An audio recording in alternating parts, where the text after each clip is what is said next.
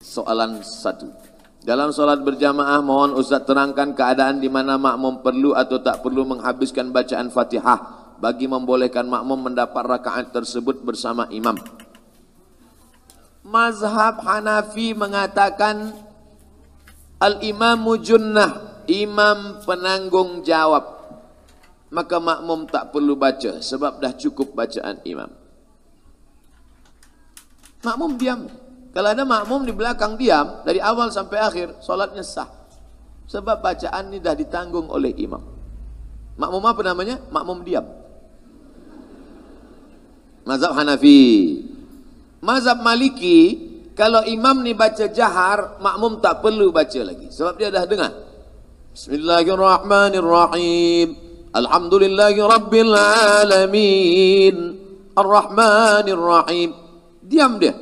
Cukup. Sebab dia dah dengar bacaan imam. Maliki. Kecuali pada zuhur dan asar. Dia mesti baca. Sebab dia tak dengar bacaan imam. Mana kita dengar?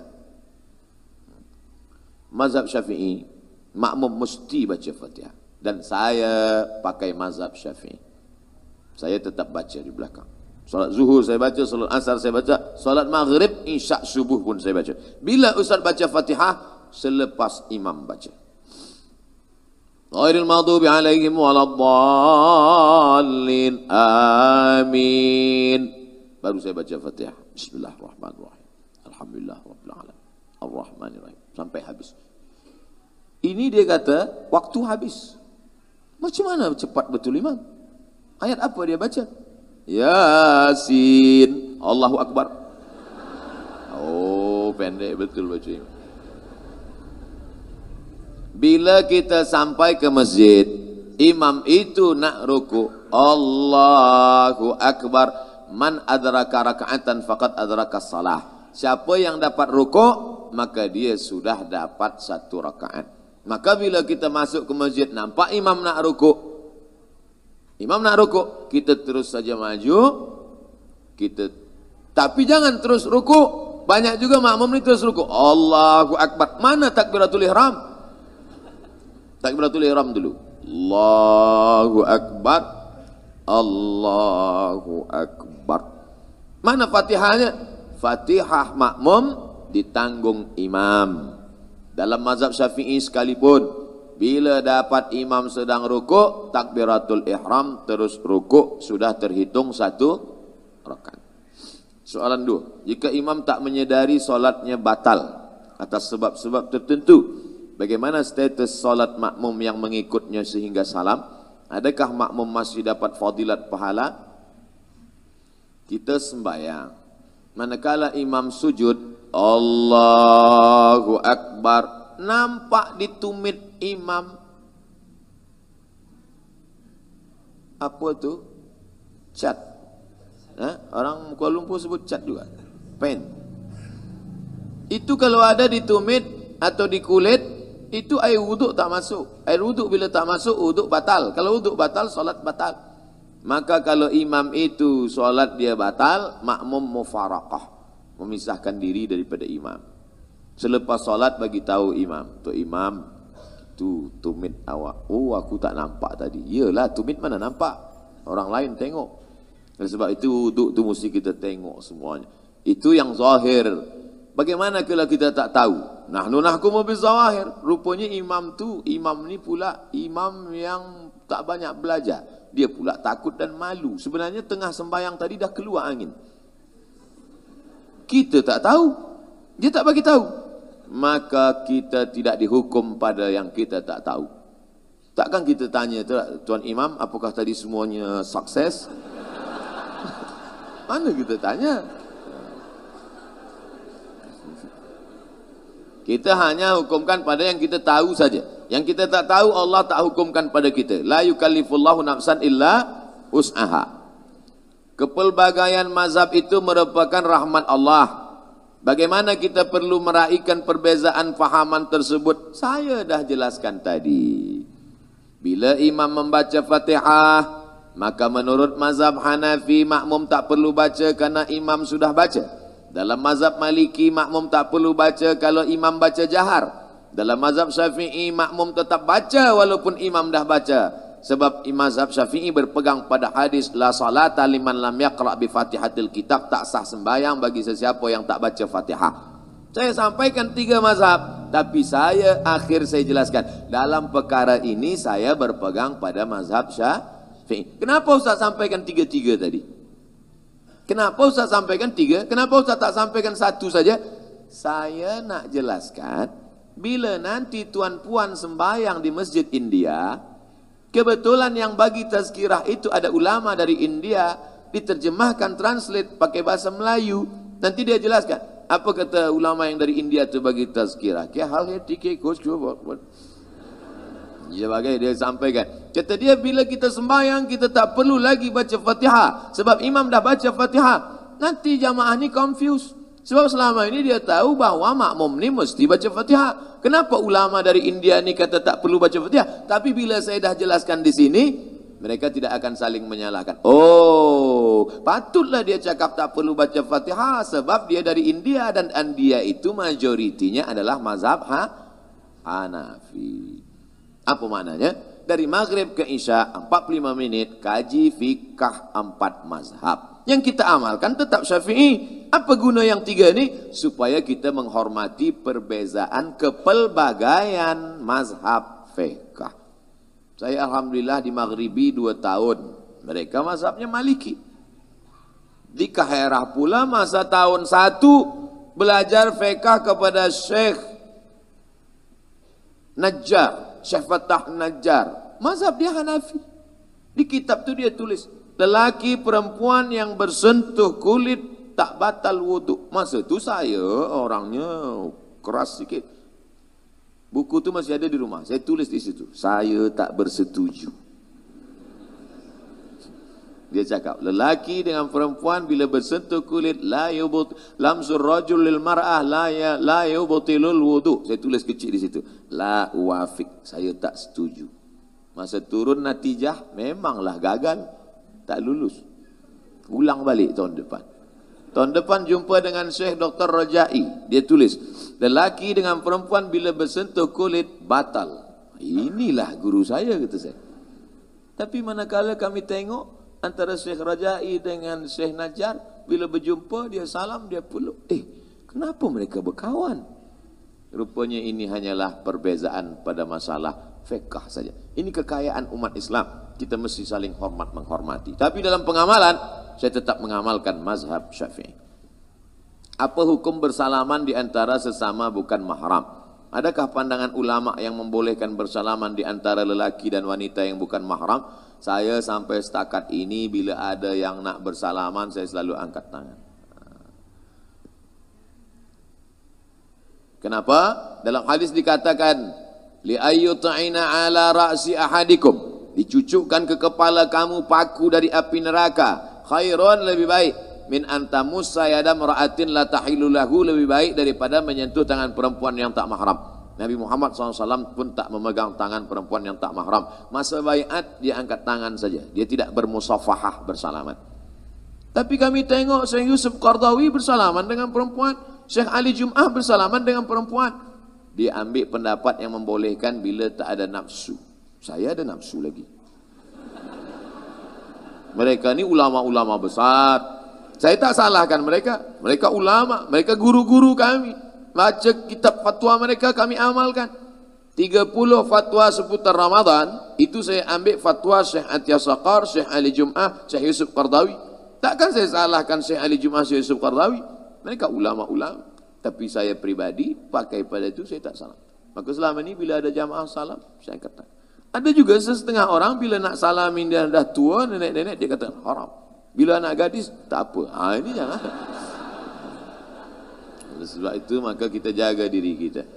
Kita jaga sebab syaitan akan masuk. Bagaimana cara amalan untuk kita terus istiqamah dalam melaksanakan kebaikan dalam kehidupan? Pertama, berjamaah. Jangan pernah selepas bertaubat sendiri. Mesti ada community. Ada community bikers, Islamic bikers. Ada community, macam-macam community. Ada di Riau, di tempat saya bagi tazkirah, macam-macam komuniti. Mereka ajak saya, Ustaz Somad, kita pergi ke sana naik ke motosikal. Okey, saya ikut. Sebab nak ikut komuniti mereka, supaya mereka dekat lagi kepada agama Allah Subhanahu wa taala. Buat komuniti. Yang kedua, selalulah melihat orang mati. Sebab dengan melihat orang mati itu kita ingat mati, insya-Allah. Man syahidal janazata hatta tusalla 'alaiha. Siapa yang menengok jenazah hingga disolatkan, lahu qirat, dapat pahala 1 qirat. Wa man syahidal janazata hatta tudfan. Siapa yang ikut menengok jenazah hingga masuk ke liang lahat, lahu qiratan, dapat 2 qirat. Apa 2 qirat tu ya Rasulullah? Mislul jabalainil azimaini, seperti 2 bukit Uhud. Masuk ke liang lahat, sambut jenazah, letakkan ke bawah. Yang belum pernah buat, rasakan. Naik ke atas, orang tanya, macam mana rasanya? Susah nak diungkapkan dengan kata-kata. Meleleh air mata. Saya letakkan jenazah itu ke dalam, dianjurkan supaya hidung itu dibuka, kain penutup muka ditempelkan, hidung ditempelkan ke tanah. Cuba kita bayangkan kalau kita lah yang menjadi itu. Masuk ke dalam lubang, hidung ditempelkan ke tanah, lepas itu ditutup dengan kayu, habis itu ditimbun, mereka semua balik dan kita sendiri dalam. Cuba bayangkan. Apa yang boleh menolong kita? Jamaah miti yang 1000 orang ni, ada tak yang nak mengawani saya agak semalam? Semua dah menggeleng. Oleh sebab itu maka sadarlah kita saat itu. Maka insya Allah selalu saya tiap bulan kalau ada kabar Ustaz Abdul Somad ini ada jamaah meninggal dunia, saya datang. Sebab ada nasihat. Orang tak bagi nasihat pada saya. Saya jumpa pada Habib, Habib bagi saya nasihat. Cukup tu dah. Doktor bagi saya nasihat. Cukup sudah. Mana nasihat yang paling masuk ke telinga, ke hati? Nengok orang mati. Buka, tutup mukanya, cium. Sejuk macam ais. Saya selalu. Tapi yang cium ni sesama lelaki. Jangan bini orang pula cium. Oleh sebab itu maka selalu tengok orang mati. Wa kafa bil mauti wa'idha. Yang ketiga, tengok saudara-saudara kita yang istimewa, yang kekurangan. Sampai saya ke masjid, maaf beribu maaf, rupanya tangan dia bekas kena api terbakar. Dia angkat tangan dia berdoa lama. Saya di belakang. Saya tengok, ya Allah, aku yang sihat selama ini mengangkat tangan kejap je. Dia yang kau uji dengan begitu lama tangannya ke atas. Baru kita sedar. Banyak nasihat yang kita tengok tak tertulis di buku, bukan ada kertas, bukan ada di dalam kitab, tapi kita tengok dengan mata kita sendiri. Banyak orang-orang yang kekurangan dari physically dia, tapi sesungguhnya batin dia jauh lebih sempurna daripada kita. Kita pula physically kita sempurna, tapi batin kita cacat. Na'udzubillah. Oleh sebab itu 3, jaga jamaah, tengok orang mati, tengok orang yang kekurangan, insya-Allah kita akan istiqamah. Last. Kebahagiaan hakiki untuk diri saya apabila saya gembira dapat memudahkan orang lain. Soalan saya, apakah nilai kebahagiaan ini akan menjadi tidak ikhlas sekiranya ada insan mengambil kesempatan di atas kebaikan kita? Kita beramal hanya disuruh sesuai kemampuan kita. Kata Imam Fudail bin Ayad, tarkul amal li ajlin nas syirik. Tarkul amal li ajlin nas riya. Wal amal li ajlihim syirik. Tak jadi beramal kerana takut dipuji orang, riya. Masuk masjid, masuk surau Al-Rahman, nak salat sunat tahiyatul masjid. Tengok kanan banyak kawan, tengok kiri banyak kawan. Tak jadilah. Kenapa awak tak jadi tahiyatul masjid? Saya takut dipuji kawan, riya. Jadi bagaimana? Laksanakan saja. Usolli sunnat tahiyatul masjid raka'atain lillahi ta'ala. Allahu Akbar. Tapi dalam hati ada rasa aku lebih. Hilangkan. Yang tak boleh itu kita sengaja pesan ke kawan. Brother, aku nanti bila masuk tahiyatul masjid, tolong kau ambil gambar ya. Lepas tu kau masuklah dalam FB kau. Status. Aku nak tengok berapa like ni. Wal amal li ajlihim. Beramal kerana orang lain. Itu yang dilarang. Kita buat saja apa yang kita buat. Kerana kalau kita nak selamat dari kepentingan orang banyak, selamat dari cakap orang, kita tidak akan pernah beramal. Yakinlah itu. Pemuda-pemuda belia, orang yang baru taubat pergi ke masjid, dipuji orang. Oh, awak rajin sekarang ke masjid. Esok dia tak ke masjid lagi, takut dipuji orang. Ustaz Somad, saya tak ke masjid lagi. Sebab apa? Takut dipuji orang. Pergi ke masjid, langkahkan kaki, pergi berinfak, senangkan orang lain, mudahkan urusan orang lain. Siapa orang yang paling bahagia? Orang yang membahagiakan orang lain. Mudah-mudahan kita termasuk orang yang membahagiakan orang lain, insyaAllah. Amin. Ya Rabbal Alamin. Mohon bahan sumbangan tabung surau Ar-Rahman. Apa tanda orang bahagia? Maka dia membahagiakan orang lain. Apa tanda dia bahagia? Maka dia ikhlas memberikan apa yang boleh menolong agama Allah. Intan surullaha, kalau kau tolong agama Allah, yansurkum, Allah akan menolong kamu, memudahkan urusan kamu. Maka dia bagilah sebagian daripada hartanya, karena itulah yang akan kekal abadi. Kalau di dalam poket dia ada 1.000 ringgit, yang dia keluarkan 100, yang dia bawa mati yang 100 itu apa yang 1.000? Saya ulang sekali lagi.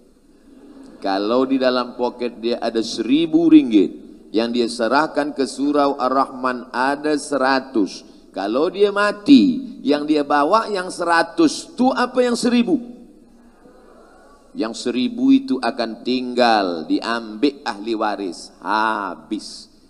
Maka serahkanlah sebanyak-banyaknya ke surau Ar-Rahman. Itulah yang akan Tuhan bawa mati, menolong. Tak percaya cakap saya, tunggu malaikat maut datang. Itulah mana iman. Itulah iman. Simpan. Ustaz Abdul Somad, kakak saya itu, masa dia hidup dulu, bila dapat duit, dia beli emas. Bila dia dapat gaji, dia beli emas. Bila dia dapat, dia beli emas. Saya tengok, mata saya menengok emas dia satu cuci tangan. Tempat basuh cuci tangan tu, itu emas semua isi. Saya tanya, mana emas tu sekarang? Habis diambil laki dia untuk bini baru. Saya bukan nak takut-takutkan puan. Maka kalau ada emas-emas tu sekarang, bagilah ke surau Ar-Rahman.